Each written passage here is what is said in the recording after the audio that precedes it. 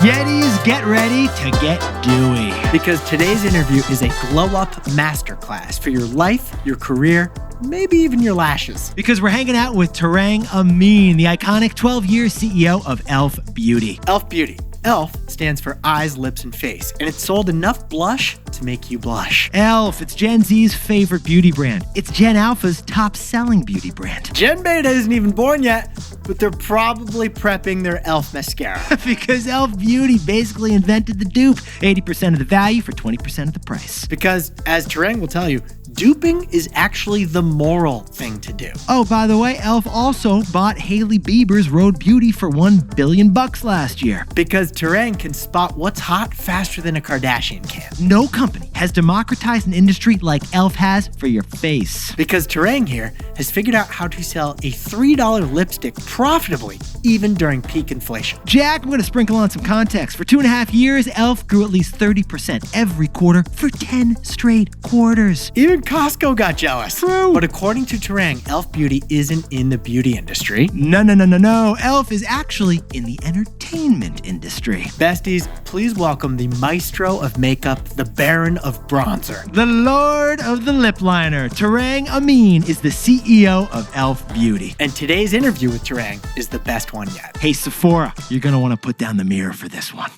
Tarang, welcome to the show, man. Thank you so much for coming on T-Boy. Well, thank you for the most gracious introduction I think I've ever had. Or at least the most hyped up one. I'm digging it. You're glowing. Jack's glowing. We're feeling it. We are so excited to be here with you. So, Tarang, we did a bunch of research on you, and we saw that you have a career that really has spanned the consumer packaged goods world. At one point, you sold kitty litter, laundry detergent, Pantene Pro V. I have a quick question about Pantene Pro V. Oh, this has been pent up. Jack has been waiting to ask you as an executive this for, I'm going to say, years. After you're done cleansing your hair and rinsing it off, do you really need to rinse and repeat with the shampoo, or was that a brilliant scheme to double sales overnight?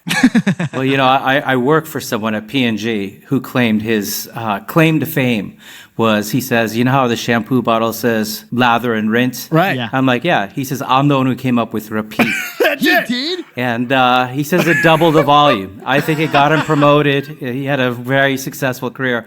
And if I only knew business was that simple, I just have to come up with repeat. McDonald's should say, enjoy your Big Mac. Repeat. E.L.F. lip liner. Apply 3 times for maximum dewiness. Oh, that's perfect. Well, Tarang, as Jack and I were researching you, we know you were born in Kenya to Indian parents. You came to this child as an immigrant, and you actually joined E.L.F. Beauty at a really interesting point. 12 years ago, shortly after it was founded, you had the role of taking over from the founders, and yet you don't really wear makeup. I think you're a beautiful man, but you don't wear makeup as far as we're aware. Do you need to use the product? No, I do. Actually, on this interview right now, Okay, that's fair. I've got our Poreless Putty Primer, our matte. I do a little tea here. I've got our Camo Concealer for these black eyes, and our Well People Press Powder. That's why I look so fabulous. Can you tell us, how important is it to use the product if you're going to be a CEO of a company? Oh, I think it's essential. And, particularly with our skincare range, absolute favorites for me. As I said, I just use our primers, our concealers, our powders for interviews like this when I want to look my best. So, but I think more important even than using the products yourself is having a team that reflects the community you serve. So I'm really proud that our workforce is 74% women, 66% Gen Z and millennial, 44% diverse. They absolutely represent the community we serve. And frankly, they're one of the best sources of insights I have. I do a product review every couple weeks. All I'm doing on that product review is looking at the chat field. I'll throw out open-ended questions like, hey, tell me, why is this thing so great? And our team, they're so passionate, so into these categories and our consumers, and making sure that we're delighting them. And that really makes my job a lot easier. The E.L.Fs have Riz, Nick. I think there's 6'7" all over Tarang over here. I believe that's the business school term, Jack. Well, Yetis, whether you wear makeup or don't wear makeup, this is why we were so excited to bring Tarang and E.L.F. onto the show. We've been studying this business for years. Just over 1 year ago, after President Trump got elected, we said E.L.F. Beauty explained the economy. This was the days after the November 2024 election. In the election year of 2024, E.L.F. Beauty sales rose by 46% because you offered what every voter apparently badly wanted, affordability. And Tarang, Jack and I have been keeping track on a whiteboard over here. There's the $1.50 Costco hot dog soda combo, the 99-cent Arizona iced tea, and as we've always said, the $3 E.L.F. Beauty Lip Liner.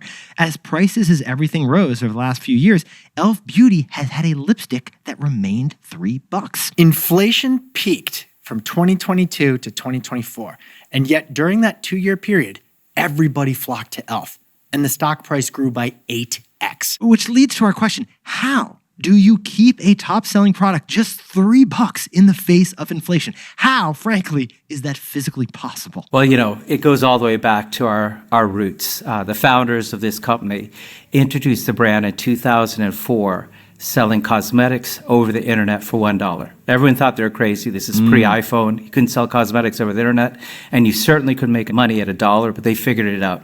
And we've kept that spirit of disruption ever since. We take nothing more than joy of making the best of beauty accessible for every eye, lip, and face. We have a unique supply chain innovation model that allows us to really look at inspiration from the best products in prestige, as well as our community, put our E.L.F. twist on it, and introduce that at incredible value. And that's what we're really all about, and have been for 21 years. Tarang, can we talk about that creative supply chain, though? Because that's what we're really curious about is, how do you physically do it? When we're in a world where there are tariffs, where there is inflation, are you switching what factories you're working with? Are you moving from Chinese production to Malaysian production? What is it that allows you to keep a product price super low? But on the other hand, are you just losing money on the product? Like Jack and I have said, sometimes you need a sacred cow product to protect your profit puppy. Do you lose money on something like a $3 lip liner to make money elsewhere? No, we make money on every one of our items. And the key is we have a unique supply chain. It's a hybrid model. We use like-minded suppliers who believe in E.L.F., believe in our standards on quality, on lean manufacturing, and then a high degree of control. It's our quality people in those facilities. It's our lean manufacturing techniques. And we work very closely to really make sure we have that best combination of cost, quality, and speed. And again, it's an advantage we've honed, particularly over the last 12 years, and has allowed us to weather the storm, whether it be the pandemic, the post-pandemic inflation, right now even tariffs. And we're committed to our suppliers. We believe in long-term partnership.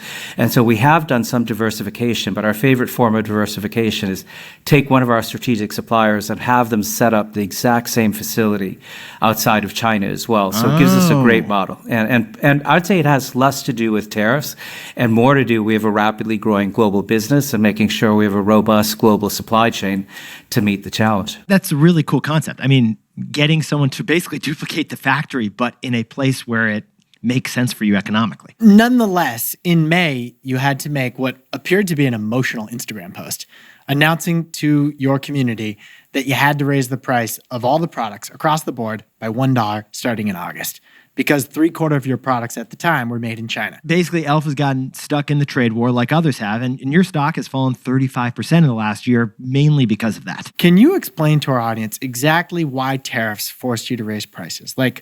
Was there a new bill that your procurement team was looking at, and it's like, wow, we're paying for these tariffs. What happens at the border? Can you just walk us through? How does this go down? Yeah, sure. So if you take a look at tariffs on China goods, the fiscal year, at one point, they were as high as 170%. For the year, we're going to average about 60% tariffs on our goods. So, that's a real cost, and it actually really means it. Now, our approach is we're always transparent with our community. So well before, 3 months before we took pricing, we announced to the community, hey, look, we're facing these pressures. We're going to raise our prices $1. We don't like doing it, but this is what's going on. And the overwhelming response was really positive. People are like, we love that you're always upfront with us, you're always clear, and letting us know what's going on. And our consumers have stuck with us. We continue. This last quarter marked our 27th consecutive quarter of net sales market share gains. We've averaged over 20% sales growth every quarter for the last 27 quarters. And it's because consumers really trust us for the quality of the products we have and the value that we deliver. And we take that responsibility seriously. After all, 2/3 of Americans live paycheck to paycheck, and we see it as our responsibility to make sure they have the best of beauty, but at great prices. So you're kind of saying on the communication side, when you got bad news like this, you got a few different routes. You could just go on his plan, see how people react. Or you could do like an honesty is the best policy. We're just going to come out and tell you what's happening ahead of time. Which seems to be what they did. And that's how for you and me to operate, Nick. When we're not sure what to say to our audience, I think let honesty be your guide. Yeah. That's our approach. We've built trust with our community because we're always upfront with them. We have a two-way dialogue, and they know that we're there to let them know what's going on, but also to listen and continue to drive superior value. Oh, Tarang, we've got some questions about the comment section. We'll get to that in a bit because that's an exciting area. But first, Jack, I think there was like some tariff math we were curious about, right? You mentioned 60% was the effective tariff rate you dealt with in 2025. Does that mean that $10 items have to become $16 items? Yeah, we're trying to understand the tariff math like the audience is. No, we took everything up $1. So a $10 item went to $11, a $3 item went to $4, and we're known for the transparency of our pricing. You know, we have an everyday low price. We don't play games with the consumer. We don't have a high price and then put it on sale. Even when people display our products, we tell them do it at full retail because it's such a great value.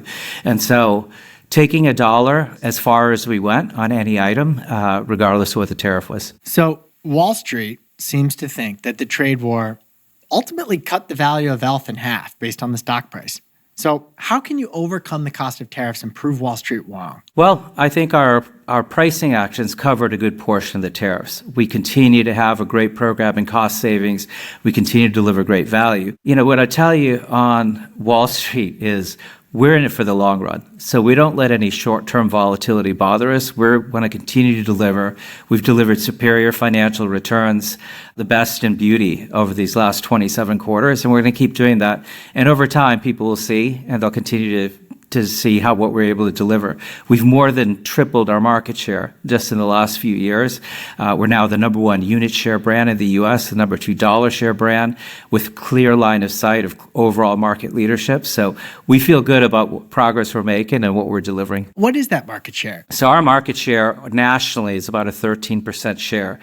Beauty is very fragmented, so there are a lot of brands, so that actually is a leading share. Wow. But at Target, which is our first national retail customer, our market share, we're their number 1 brand, our market share is over 20% of their entire category. And the reason why that's meaningful is Target was our first national retailer and has like a 5 or 6 year head start on everyone else. Yeah. The great news is we're seeing share gains every single customer, every single segment we have, and we're going to continue to pick up share. I think E.L.F. Beauty's arrival at Target is one of the reasons we started saying Target. I remember, you talked about how fragmented the beauty industry. I think you shared this wild stat with us in our prep call with you, Tarang, about how there are only 26 beauty brands with over $100 million in business, despite all the broody brands you see at Sephora. That's it. Yeah, no, that's right. There's 1,900 brands in cosmetics and skincare tracked by Nielsen. That's just what's scanning every week. Out of that, only 26 have $100 million in retail sales, not even net sales, just retail sales. So, I'm really proud that we have 4 brands that have over $100 million in retail sales: E.L.F. Color Cosmetics, E.L.F. Skin, Naturium, and Rhode. We're doing pretty well when it comes to our portfolio. You're going to have to watch out, Tarang, or we could partner on this, but Jack and I are coming out with an ear cream because these microphones and these headsets really chafe our ears, I should point out. Tarang, by the way, you just mentioned the topic we were so excited to also talk to you about, Rhode. The same month that you announced you were raising prices by $1 across the board at E.L.F., you then made the coolest acquisition of the year, $1 billion for Rhode Beauty, Hailey Bieber's skincare company. What was it about Rhode and Hailey Bieber? What are they doing that no one else was doing that you wanted a piece of? Well, there are a lot of parallels between what Rhode was doing and what E.L.F. was doing. There's a lot of mutual admiration in terms of how we disrupt, how we engage our community. But the way we look at acquisitions is we use our vision as a lens. Our vision is to build a different kind of beauty company. And we're going to do that by building brands that disrupt norms, shape culture, and connect communities through positivity, inclusivity, and accessibility. And Rhode did all of those things. Hailey and her team have built a brand like I've never seen. In less than 3 years, they went from 0 to $212 million in net sales, DTC only, with just 10 products. How uncommon is that? I've never seen it. And beyond never seeing it, wow, the thing I particularly loved about what Rhode has done is the level of consumer fervor the brand has. I've never seen a brand where people will be willing to wait out overnight for 14 hours for an event Hailey's not even at. They're buying into the entire product, the entire lifestyle, and it's just a phenomenal brand. You know, since we bought the brand, we closed in August. We've launched Rhode into all North American Sephora doors, Sephora in the UK, and in both cases, it was the biggest launch Sephora ever saw in their history, something like 3 or 4 times bigger than their next biggest launch ever. So it tells you the specialness of the brand and how much it's resonating. Well, that's an interesting tension point too, right, Tarang? Because E.L.F. Beauty is not carried at Sephora, largest beauty retailer in the world, or premium beauty retailer in the world, but Rhode is. And is that a conflict? Did that create confusion, frustration, or is that a test by you guys? What's the thought process on 2 different strategies? Well, I'd say it's a consistent strategy. So E.L.F. is carried. We just entered last year Sephora Mexico. It was one of the best launches Sephora Mexico had ever seen. We just entered last month the Sephora in the GCC, the 6 countries in the GCC. So E.L.F. is in Sephora. What Rhode does is it gives us a whole other platform to really go much broader with Sephora.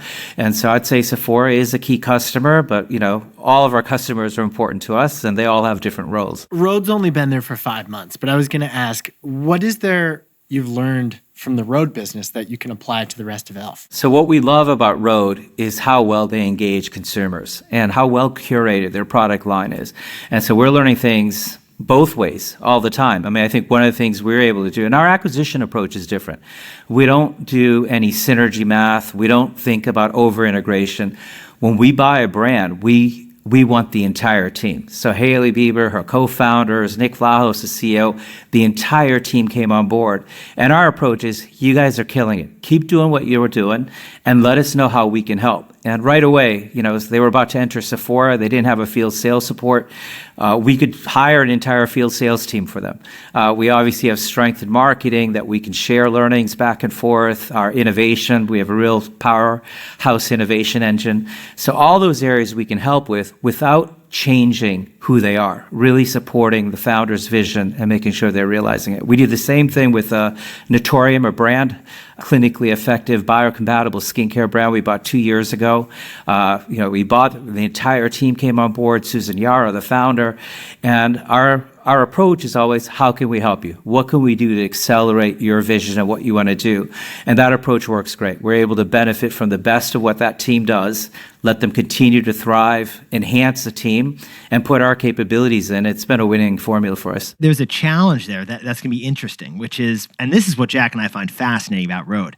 You mentioned 10 products. They started with just 10 products. Jack and I called this the Elvis Presley strategy because just like Elvis was the first to have a greatest hits album of just his top 10 hits, Rhode just led with their top 10 products. Every product is a greatest hit. So how do you find that balance if you're Rhode? Like, how do you expand and continue to grow and add products, but not dilute the very clear limitations that have made you successful? Well, it comes back to Hailey. I give her a lot of credit. Her vision from the very beginning is, I want one of everything really good. And that's the approach she's taken, a very curated approach. She's absolutely involved in every aspect of developing product, making sure it fits her high standards. And, the brand continues to innovate. They continue to deliver new products, but they're very careful and very curated how they do that.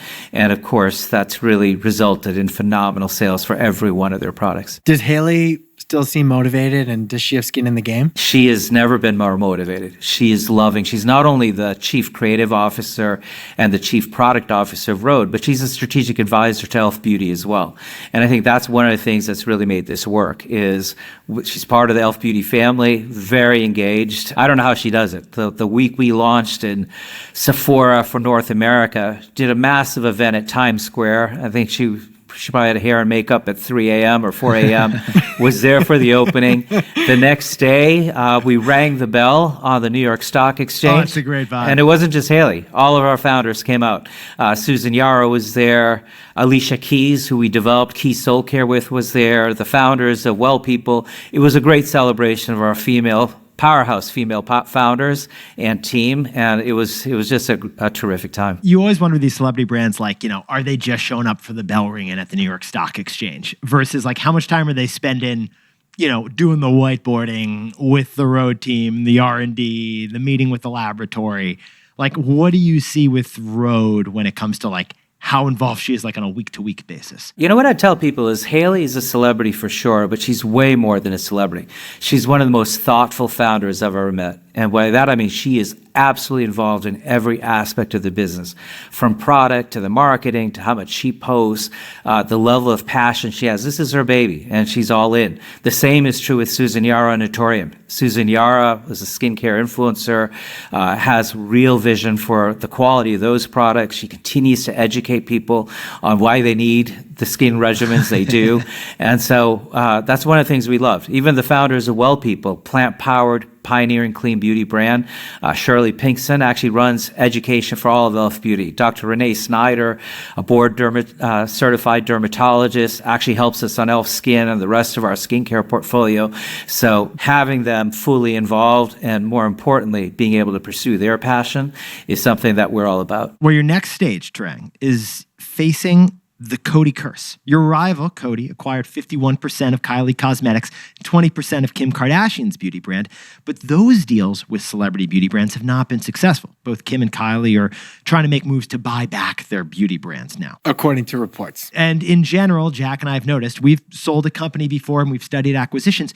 2 out of 3 acquisitions tend to fail. So how do you ensure to Hailey and the shareholders that E.L.F. won't mess up Rhode? How do you keep the brand cool, even though it's kind of gone corporate through an M&A deal? Well, I think it's our approach. Our vision is to support a founder's vision and to really support a founder and help them realize what they want. Hailey would be the first one. Susan Yara would be the first one to tell you, E.L.F. has done everything we said we'd do, which is continue to support their vision, continue to support with whatever they need to be able to realize their vision. And that was the whole beauty of it. Hailey actually had a lot of admiration for E.L.F., how we engage consumers, how we develop community, what we stand for, and those things really mattered. I mean, I think the first dinner we had during the courtship, I remember she left saying, I kind of want to hang out with these guys. I really like them. And I think that's important. I think that chemistry and making sure that you're truly supporting them is, I think, the key. Versus, buying something that's a celebrity and having a celebrity lend their name who may or may not be there. Our approach is very different. And we're also really choiceful. In our 21-year history, we've only made 3 acquisitions in that entire life. And part of it is we've got the great luxury of very strong organic growth with our existing portfolio of brands. So we never have to do another deal if we don't want. So they have to be quite special. We look at hundreds of brands, and only, I'd say in the last 2 years, only Notorium and Rhode passed that bar. So it's a pretty high bar that we have, and we really make sure. And I'd say the biggest thing that a lot of people miss, it's all about the culture and it's about the team and making sure that there's a shared ethos, a shared belief system of how you engage consumers. How do you really nurture a brand? Those things we spend a lot of time. I'd say we spend most amount of time on, hey, do we see the team as part of E.L.F. Beauty? Do we see them live in the same values that we believe in? And I think that's actually been the real secret to why our acquisitions, every one of them's worked. The hangout test is underappreciated. Like the classic one your dad tells you, like, would you grab a beer with them? Like when we met with the Robinhood co-founders before we sold our previous media company to them, like we hung out with them and it made a difference. We were like, yeah, we see ourselves hanging out with these guys. Sorry to go all page 6 on you, but what restaurant was that initial meetup? I was Funky in Beverly Hills. Okay. It was a fabulous dinner, by the way. We jumped in T-Boy style to your latest earnings, Tarang. We love reading a good earnings transcript. And we noticed you mentioned Rhode 62 times that earnings, but you mentioned Hailey Bieber 0 times in the earnings report. Oh, well, that's a miss on my part. I should, thanks. We have earnings coming up in February. I'll make sure I mention her 62 times and Rhode 0 times. It's interesting. You don't want a brand to be too dependent on the celebrity founder. Well put, Jack. And so at a certain point, you want there to be, unless Hailey's going to be involved for the rest of her life, you want to eventually, separate the brand from the founder at some point. What do you see as the future of celebrity-driven beauty brands? Well, I think it's a combination. Hailey's all in, as I mentioned. This is her baby, so we want Hailey absolutely fully engaged. But there are 3 things we agreed with Hailey when we did the acquisition. We said, hey, we think we can help you build up a field sales support for Sephora. She loved that. We said, we love the fact that this is your baby and the brand's so well associated with you, but we want to build a brand for the long term. And we're known for our marketing engine. So we actually want to invest more in marketing and really make sure Rhode stands by itself as well. And she loved that too. And the third thing we said is we have incredible innovation capability, particularly on our R&D side. And I think she was the first one to say, oh my God, I'd love that. She goes, I'm not a scientist. Sometimes I think I am, but I'm not. And if you guys give me that help. So we went in before we even did the acquisition, fully aligned on where are areas that we could help, we could leverage the incredible capabilities we have, and where could we let them continue to run and continue to nurture their vision. And that's the approach, is you want to do both. We're building this brand for the long term. It's already an incredible brand.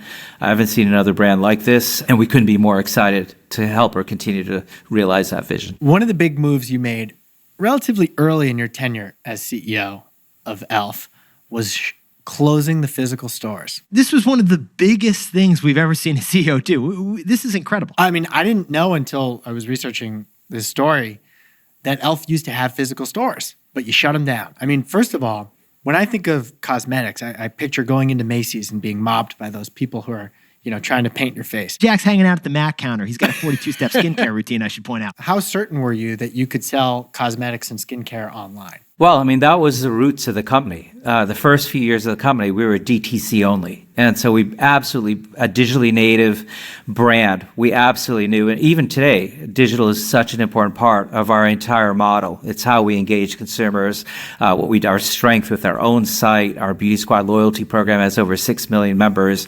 The momentum we have at Amazon, on TikTok Shop, it's always going to be a key part. But the thing we realized back in 2018, the founders had a real passion for their own boutiques.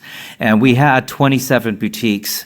And as we looked at our strategy, we're like, wait a minute, we're all about digital, empowering digital. We now are with big national retailers, 1,800 Target doors, 5,000 Walmart doors, 1,400 Ulta doors, we're at Drug, et cetera. So we really made us look and say, all right, what's the role for 27 boutiques? Because we're never going to hit as many consumers as we can versus our national retailers or digitally. And so it was both one of the most difficult and easiest decisions we made. The difficult part of that decision is we had about 250 associates associated with the stores. And so when we made the decision, the day we had earnings, February of 2019, I remember it like it's yesterday, we sent out 27 of our leaders to every one of our stores because we wanted to do it in person, tell them why these stores weren't working. Most of them were in malls that were never going to see a better day. We paid 3 times severance to each of the associates, but that was the painful part. The easy part was it was the right strategic decision to kind of say, all right, what are we really going to focus on? And we're really going to focus on our national retailers and our digital business. And we took the $16 million we're spending on our stores and we doubled down on marketing and digital. And we saw an immediate improvement of the entire business everywhere we're going. So it was one of those, I mean, I think every once in a while you got to take a look and say, all right, what are you doing? What's working? What's not? And then have the conviction to say, hey, we got to make the tough right choice here and make sure we treat people with dignity and respect, but keep moving the business and keep pivoting to what consumers want. Well, Tarang, Jack and I have been curious, would you ever reverse that decision? Because when we look at the digital world today, it's gone so far digital in one direction. It's almost like the pendulum swinging the other direction now. Like all the direct-to-consumer mattress and eyeglasses companies that we grew up with, they now have physical stores.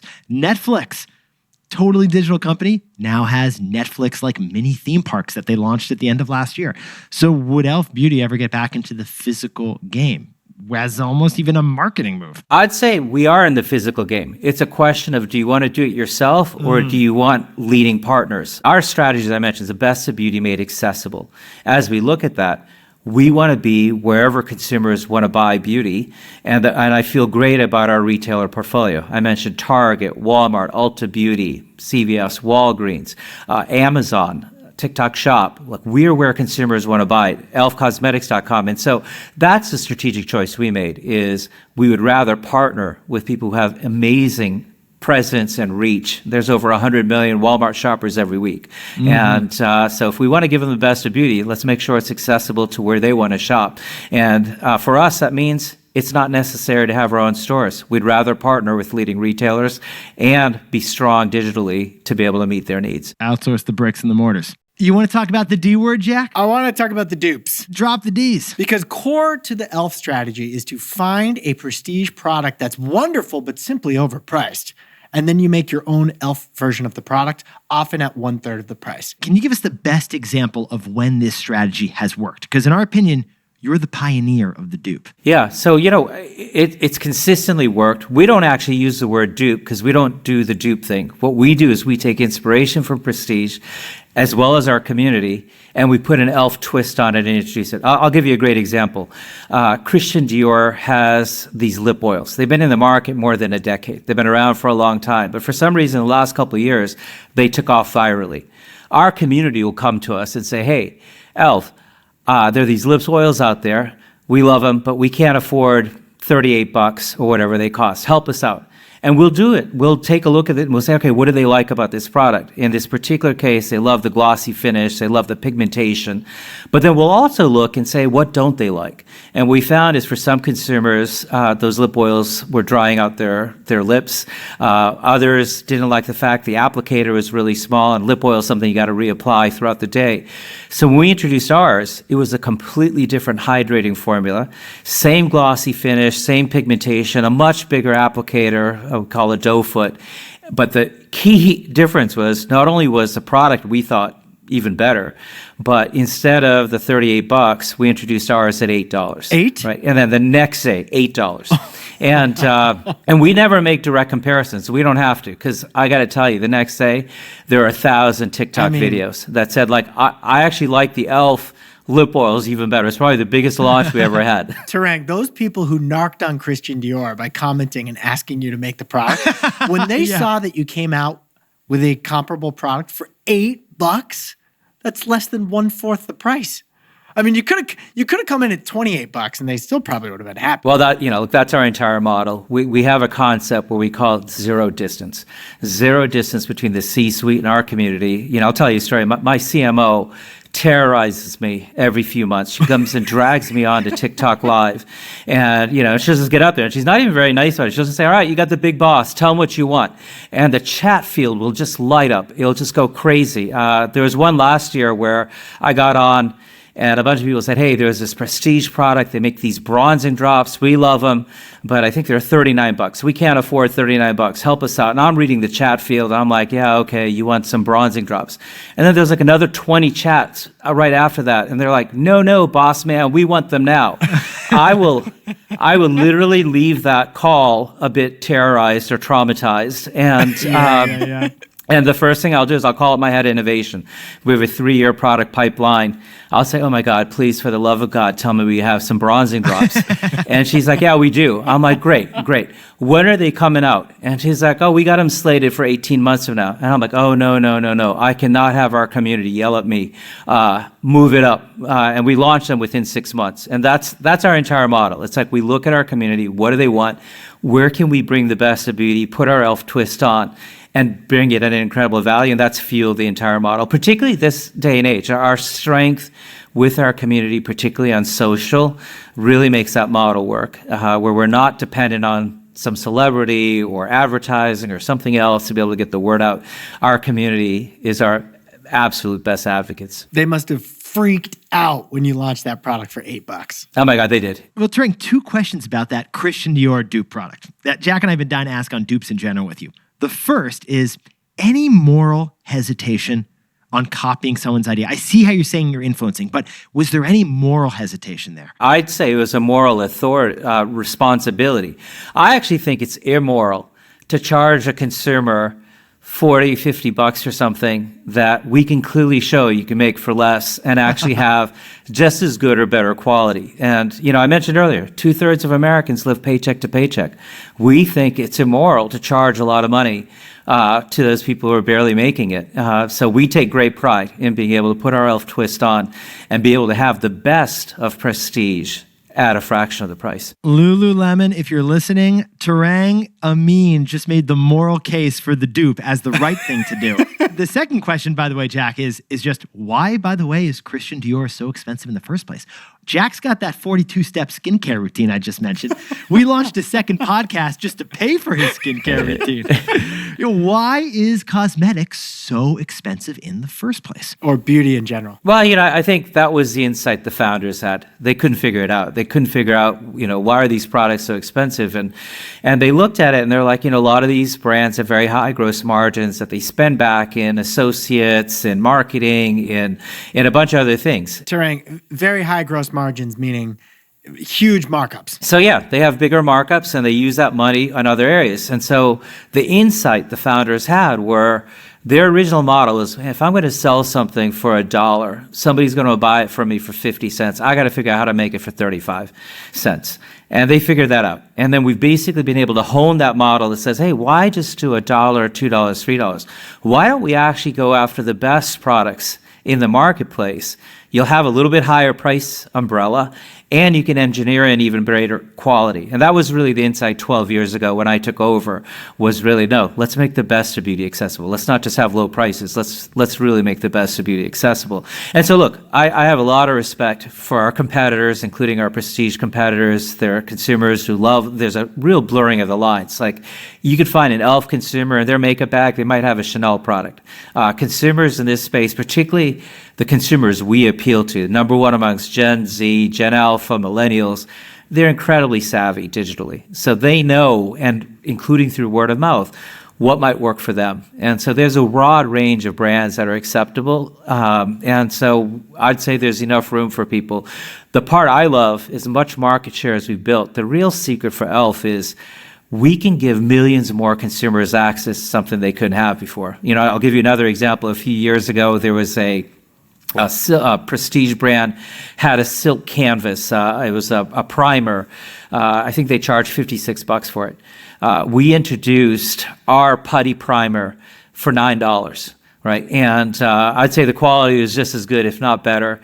And what we did is we tracked that prestige item. And we said over the next few years, that prestige item continued to grow, because there are some people that equated $56 with quality, the image, everything else that came with it. And there's a market for it. And they did great. The only difference is we sold 9 times the number of primers they did. So, because the fact is, most people can't afford $56 for a putty primer, but a lot of people can afford 9. And so, there are plenty of business models in our space. There's some incredible brands. They have a different model, and I respect them for their model, but I prefer ours. This reminds me of a takeaway I did, one of my favorites. The beauty industry really captures it, but where there's mystery, there's margin. And there's a lot of mystery in the cosmetics industry. But Tarang, you're also literally in the comment section. Like Jack's saying, there's R&D, research and development. And then we say there's S&D, scrolling and development. Can you give us an example of when you guys may have noticed comments and then innovated a product from there? And how does that compare, the hit rate of that kind of a product, to one you developed on your own in-house? Yeah, I'd say the hit rates are both good, but the ones that we're actually getting inspiration from the community is even better, because you already know there's pent-up demand. I mean, our innovation teams do a phenomenal job, and it's both the art and the science. I mean, they're analyzing data to see hey, what's really selling, what's really working, what are people socially really engaging on that they really want, and then the art of how do you bring that E.L.F. twist to it? How do you actually bring it out at even a better value? And so that's our entire approach. And overall, our hit rates are way higher than the industry average. I think new item hit rates in consumer are less than 50%. Ours are closer to 100, because the insights are coming from what people want. So are there any particular examples of a product that comes to mind for you where you're wow, we wouldn't have thought of that unless people started mentioning it on Instagram? Well, I'd say the Power Grip Primer, one of our main products. So, in fact, Power Grip Primer is the number one cosmetics SKU across all of mass and prestige. By far the biggest item, which is really surprising, because primers aren't a huge category overall, but Power Grip's the number one. To clarify, Power Grip Primer is the most sold cosmetic product in the United States? By a wide margin. Wow. No way. What we find is that came from an insight. We'd done a collaboration with Ulta where we did this jelly pop collection. It was this watermelon flavored collection. We saw a lot of the comments coming off of that. We had a primer associated. People couldn't get enough of it. And we were at first wow, it's so sticky. And they're we love the stickiness. So we said, all right, let's go have some fun with this. Let's go introduce Power Grip. When we introduced Power Grip, I mean, it's just a phenomenal blockbuster success. And again, it comes directly from listening to your community and giving them what they want. Well, when it comes to making decisions as a CEO, Tarang, Jack and I are always curious how a top executive does this. So the balance, metrics versus magic, information versus intuition, graphs versus guts, how you make decisions. Let's use one of Hailey's products as an example. When she says, I want to launch a glazing milk face serum, which, by the way, I need to have a whole vacation where I try that product out. Do you look at a spreadsheet and do the diligence there, or do you trust her gut? No, we trust her instincts and we trust her passion, and that's what we rely on across the board. I mean, I'll ask questions in my product review every couple of weeks of like, why is this thing so great? And the level of insights the team has in terms of this is what the inspiration was, this is why it's going to work, this is why we got conviction, is really all I need to kind of say, all right, let's go. You've mentioned the innovation teams a few times. Is that the name of the department? I've never heard of an innovation team. Yeah, we have, I mean, the innovation, they have multiple departments within it. You have product development, you have R&D, you have product marketing, but it's a collective. But, you know, I tell people, everyone at E.L.F. owns innovation. It's I mentioned my product review. That's where I approve products every 2 weeks. I actually make it an open ticket. My CMO, who came from Prestige at first, was horrified. She was like, oh my God, these are the nuclear codes. You're letting anyone in? I'm like, yeah, anyone in the company can join. Anyone in the company can join. I'm looking at the chat field, and we get the best insights from anyone in the company, not just the people whose job is innovation, but, you know, somebody who does inventory planning had such incredible insights on a recent product. I can't talk about it because we haven't launched yet, but where she had, you know, a contrarian point of view. It was really great. I'm looking at the point and I'll say, all right, Tell me a little bit more. And so I think this approach of zero distance goes well beyond zero distance between the C-suite and our community. It's zero distance to our employees. It's zero distance to equity. We're one of the few companies that grants equity to every single employee every year. Not just Hailey. Not just everyone. Every single person. Fine, Tarang, we'll take some E.L.F. stock if you insist after the interview. But I got to tell you, it means something. You know, I've been in environments in the past where it's like, you know, we want you to be an owner, but I'm like, but we're not owners. And like, oh, we want you to act like an owner. What am I playing pretend? This is a lot more effective of give them a piece of it. And they're passionate owners in a high performance team culture. And I would say by far that's our biggest advantage. Are they granted as like a bonus at the end of the year? And the way it works is our comp model is different. We call it one team, one dream. And so the way it works is every single person in the company is bonus eligible. You have a target percent of bonus, but we all get the same payout. It's 0 to 200%, and it's based on the adjusted EBITDA the board sets. We had some compensation consultants that came in and said, hey, wait, don't you want to compensate your product supply or ops people differently than your sales people, differently? I'm like, no. I want our operations people to know if we have one quality issue, it could piss away more EBITDA than if they saved half an R&B on something. And so we're all in it together. We say we rise or fall together. And by the way, I think last year was our 6th consecutive year of paying out 200% of target bonus, which makes people feel like winners, like we're in it together.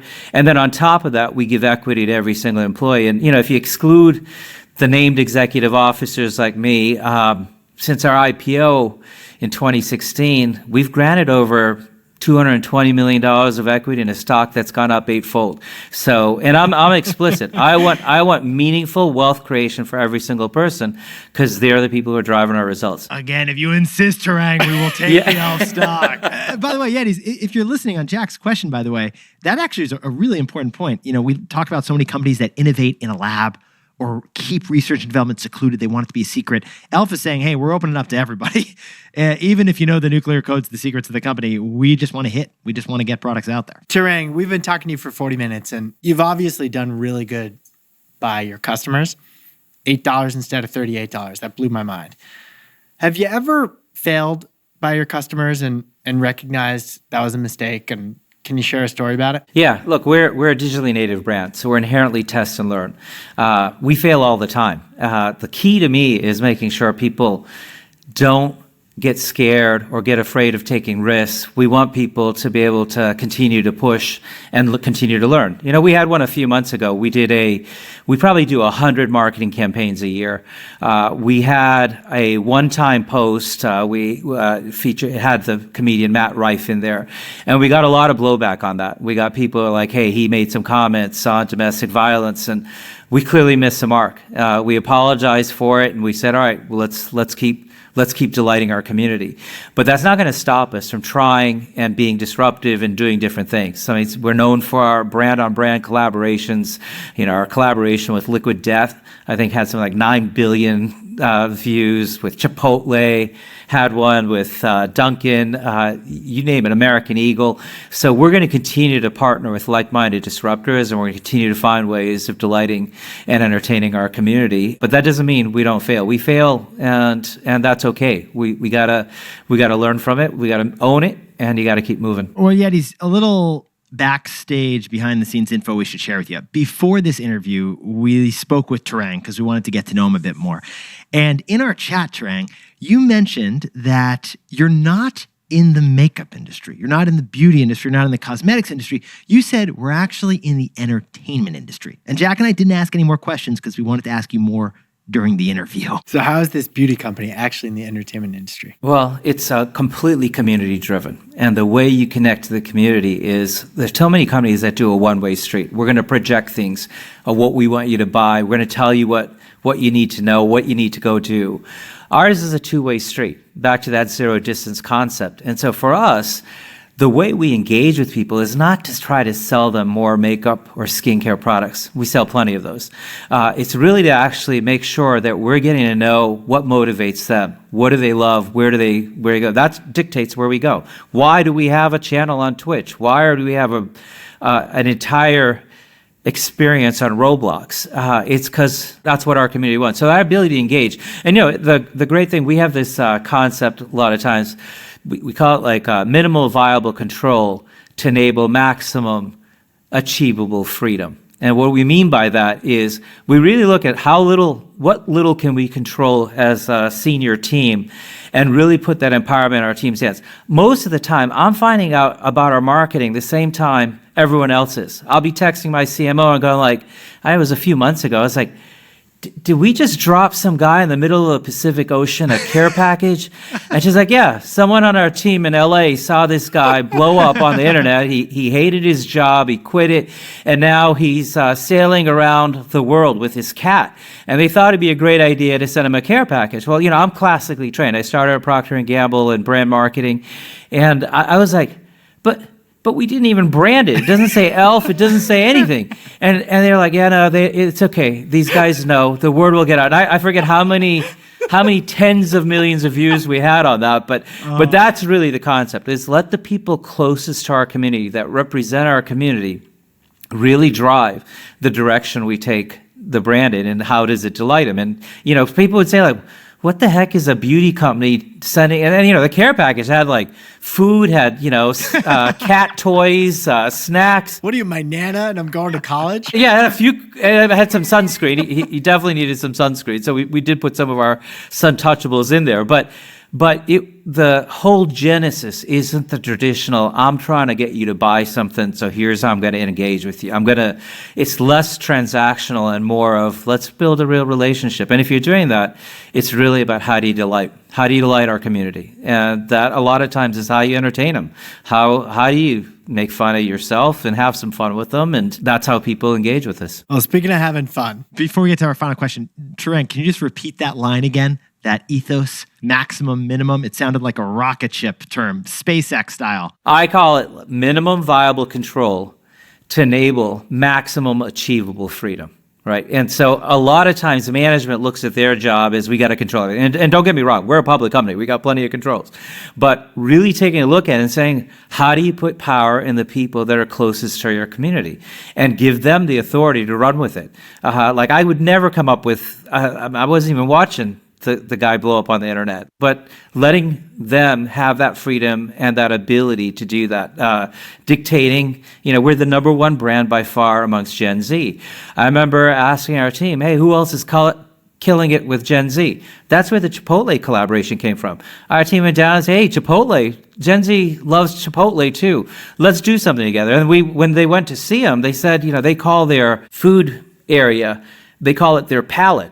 We said, what? The black beans and the rice and all that's a palette? We're like, hey, let's make a eyeshadow palette out of that. You know, we had guacamole and black bean and chicken and you know, the thing sold out, I think, in less than 3 minutes because it hit a nerve with people of where they look. And so I think that's a key for us is give the power to the people that are closest to our community, give the power to the community, and it's their brand that works for us. Nick and I were entertained by your So Many Dicks campaign. To be clear, this was research by E.L.F. Beauty on how many corporate board members were named Richard, Rick, or Rich. Yeah, Jack, I believe it was specifically men named Dick on corporate boards outnumber all Hispanic women and outnumber all Black women and all Hispanic women. Yeah. It was about not enough diversity on corporate boards. And in the last year, as the conversation of DEI has shifted, it seems like E.L.F. Beauty has doubled down. And we wanted to ask you, how is it all working out? I mean, for us, it works because it's all about our community. I mentioned the inclusiveness we have as a team of making sure the team reflects the community. That goes all the way to the board. We're one of only 5 public companies in the U.S. out of 4,000 that have a board that's over 2/3 women, 44% diverse. But the fact is, we don't want to be one of only 5 public companies in the U.S. with that level of diversity. So we believe business has a role for societal good. So we started this initiative of increasing diversity on America's corporate boards by partnering with Billie Jean King, serving out basic facts of just how homogenous America's boards were. We took it a step further. That campaign, that provocative campaign, we ran on like Wall Street at the Oculus, and it featured a bunch of pictures, a bunch of white dudes, and the line was, and the insight is, there are more men named Richard, Rick, or Dick on America's corporate boards than entire groups of underrepresented populations. And by the way, there's nothing wrong with being Richard, Rick, or Dick. I want to make sure people know that for the record.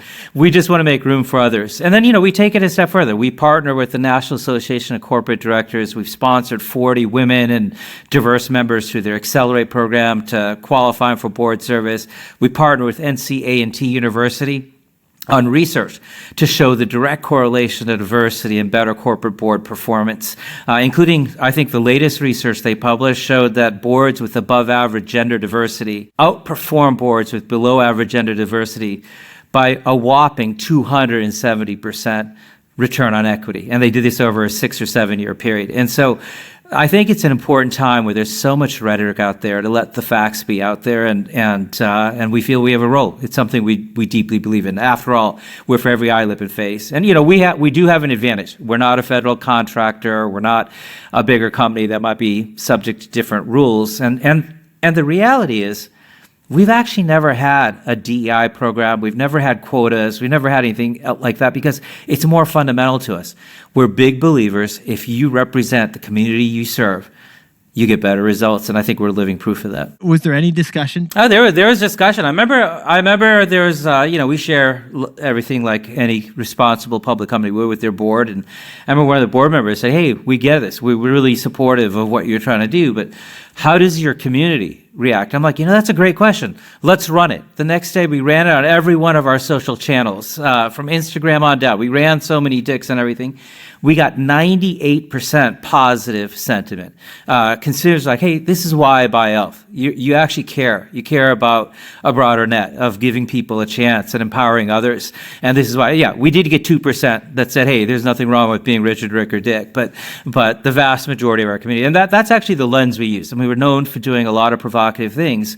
We always use, the lens we use is, number one, is this tied to our ethos? And for us, Best of Beauty Made Accessible, diversity absolutely ties to our ethos. Number two, do we have any authority on the topic? Being one of only 5 public companies with the board stats we do, we absolutely have authority. And number 3, how would our community respond? And so that's a great example of kind of how we view the world. It has to tie to our ethos. We have to have authority on this topic, and it's all got to be about the community and how we're serving our community. Yeah, if you want to know how E.L.F. became the biggest mainstream beauty brand in America, it's because they check the comments section. Nick and I usually wrap up episodes of our show by whipping up the takeaway. But as our esteemed guest, we're going to let you.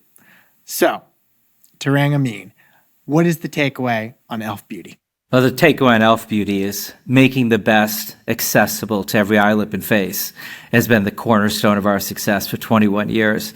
And we do that by basically reflecting the communities we serve and listening to the communities we serve. And it's really that simple. And if you do that and have a passionate team of owners in a high-performance team setting, anything's possible. Well, like we like to say, anything's elfing possible. Well, Tarang, before you wipe off the hair and makeup, as we all must do in the dressing room after this, we have a few rapid-fire questions for you before you go. First, the best brand that is not E.L.F or Rhode, what is it? And it can't be any of your other subsidiaries. Okay, I won't name any of my subsidiaries. One of the brands I really like is our Tariffs. I love their gear for outdoor. We love hiking and doing a lot of things outdoors, and so I love that brand. What's the best business book you've ever read? The best one is Doris Kearns Goodwin's Team of Rivals, The Political Genius of Abraham Lincoln. Interesting you call that a business book. It is, and absolutely. It's one of the best leadership books I've read, and the mastery of his leadership. I think it's particularly important in these polarized times, and so I think I'm going to have to go back and reread it. Speaking of which, best business leader whom you admire? Oh my God, there's so many. I would say Jensen Huang. You know, if I think about it, he's all the celebrity now with the success of NVIDIA, but people forget. He's been slogging it out for 20 years when a lot of his competitors are trying to put him out of business with real vision, and then more important than vision, being able to lead and get it done. What's the best beauty hack for men and or women? You absolutely have to try our Poreless Putty Primer. I mean, look at this. I am 60 years old, and I don't know. Yeah. Could you tell with my skin? Well, no, actually, can I ask you a serious question? I do have like pretty big forehead. I'm saying it, not you guys. I also have these big lights on me, and they're pretty shiny. Do you recommend a product that I want to reduce the shine a little bit? Try our Well People plant-powered product, press powder. It'll do wonders for the shine. It'll make you feel great too. Thank you. Press powder. I don't even notice it, Chuck. I just want to throw that out there. All right, Tarang, best dream collab that you have not done yet. Oh my God. We actually have, this one you're going to have to stay tuned for. So we have 2 coming up in the next 2 weeks that I'm absolutely excited about. So your listeners are going to have to just stay true to the collabs. We just actually previewed one of them in our town hall. Every 2 weeks, we get the entire company together, and we just said, "Hey, don't spill the tea just yet." But by the reaction, it's going to kill it, and it's literally coming out in 2 weeks. Okay. And what is the best restaurant in the Bay Area? I love Kakari.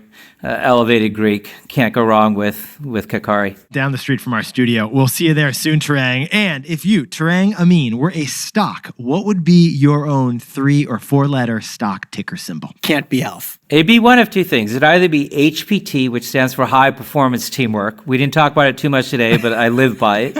Or it'd be OTOD. One team, one dream. Do you have both of those tattooed on your biceps right now? I should know, because you were very prepared for that answer. Tarang, you also look, you mentioned your age, 60 years. You look phenomenal. What is your morning skincare routine? Well, I think, the importance of cleansing and hydration. Our holy hydration is my go-to every morning. Well-hydrated skin does wonders. And then our Sun Touchables SPF product. Everybody needs SPF, and it's our invisible sunscreen. You got to try that as well. Well, Tarang, we cannot wait to collab with you and Hailey on an ear-chafing skin cream for these headphones that Jack and I deal with every day. So we'll keep that in the books for Q2. Tarang, you're a consummate professional, and we admire your leadership. Thank you for coming on the show. Well, thanks for having me. Great to have you.